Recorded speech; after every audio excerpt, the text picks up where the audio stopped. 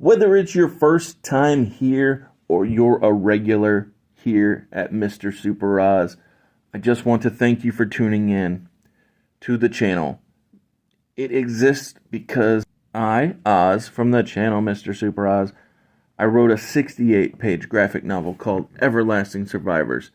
Volume 1 is called All Day Long. If you follow the link in the description of this video, you can get yourself hats, shirts, posters, all kinds of fun things.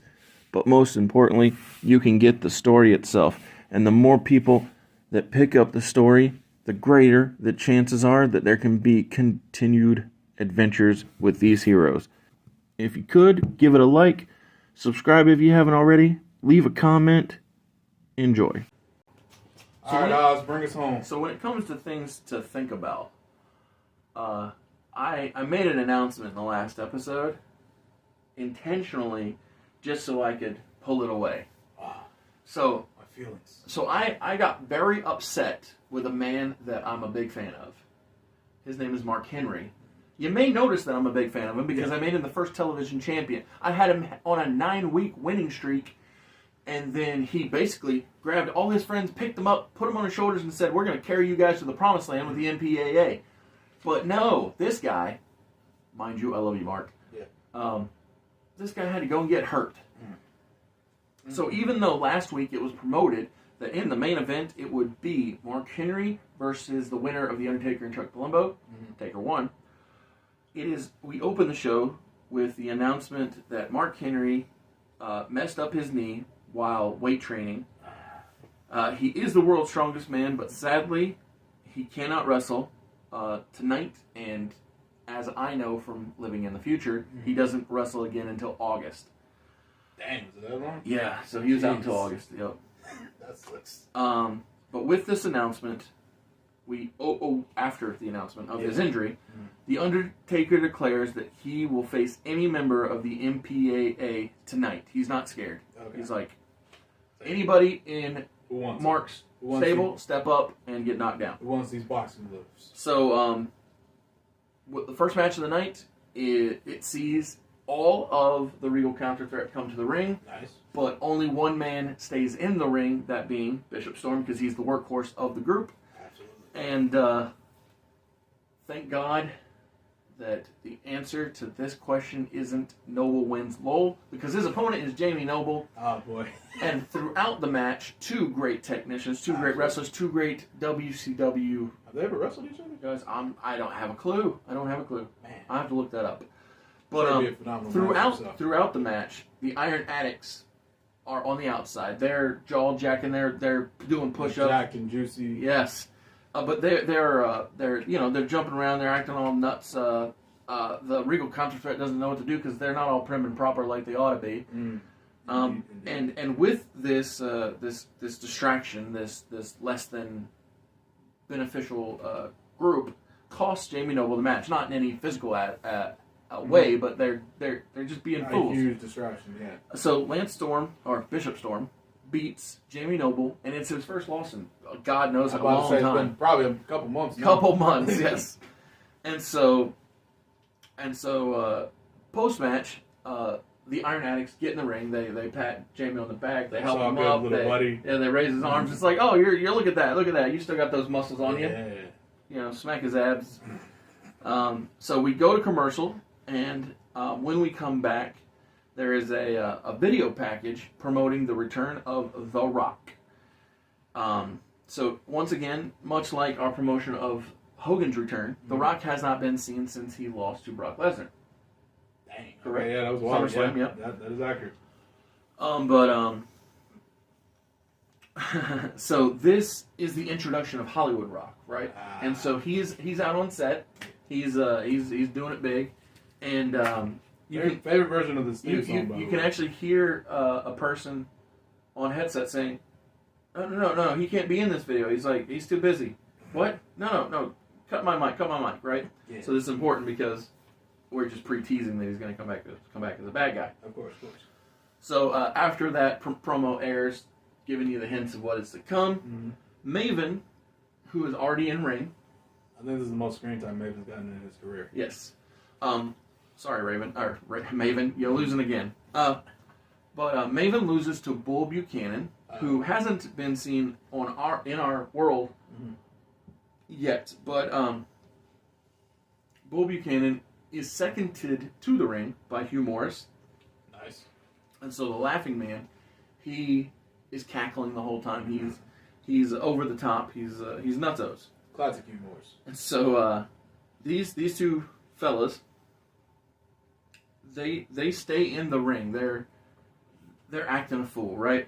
Maven is helped out by the ref. They walk to the back, but while we see Maven in the back, we see that D'Lo Brown is playing cards with Farouk and Bradshaw. Lovely. And so D'Lo thinks that he won the hand, but it is revealed that Farouk could have won at any point, or like he had the winning hand, he just folded. About to say classic poker, like you had the royal flush and you decided to fold for no reason. And so while D'Lo is celebrating his victory, it then occurs to him that he just won a match with The Undertaker, and his celebration turns into dread. Yeah. Which is why Farouk folded and didn't win. Because he's not stupid. Exactly. Legend. So, post that backstage segment, we see the next promo for Nunzio. This time it is food related. You know, the pastas and the whatnots. Nice. That's the reason I said the last one couldn't be that. Got it. So after the commercial, we come back to Hugh and Bull Buchanan still in the ring. Hugh is lying chest and arms over the middle rope laughing while Bull Buchanan is standing with arm crossed outside. And we hear, "Stand back! There's a hurricane coming through." Hurricane comes out. He beats Hugh Morris because it's that whole hero villain vibe going on with these here fellas. So this is Joker versus Green Lantern. Yeah, Green Lantern. Yeah. So not many high spots for the match. Just the general idea that it happened. Yep. Now, here comes the most important thing on this entire show, and I know that's saying a lot because I have a main event match coming. Yep. But Eddie Guerrero comes out.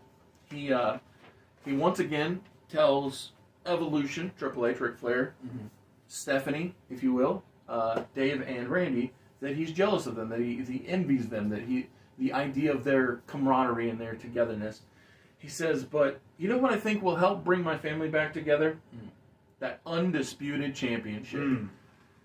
And so Eddie Guerrero says, Essay, Holmes, Triple H, Vato, yes, he says, come out here, accept my challenge.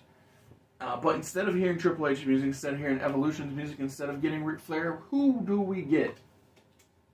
Stephanie McMahon. Oh, man. So Stephanie McMahon, she, once again, is not very pleased with Eddie. So Eddie ruined her celebration that she had planned for her husband last week. Of course. She sympathizes with Eddie having a dysfunctional family. She says, I've been there. Shoot, I'm still there. I'm still there. But you know what I think might be the root of all of your problems? I think it might be greed, Eddie. Ooh.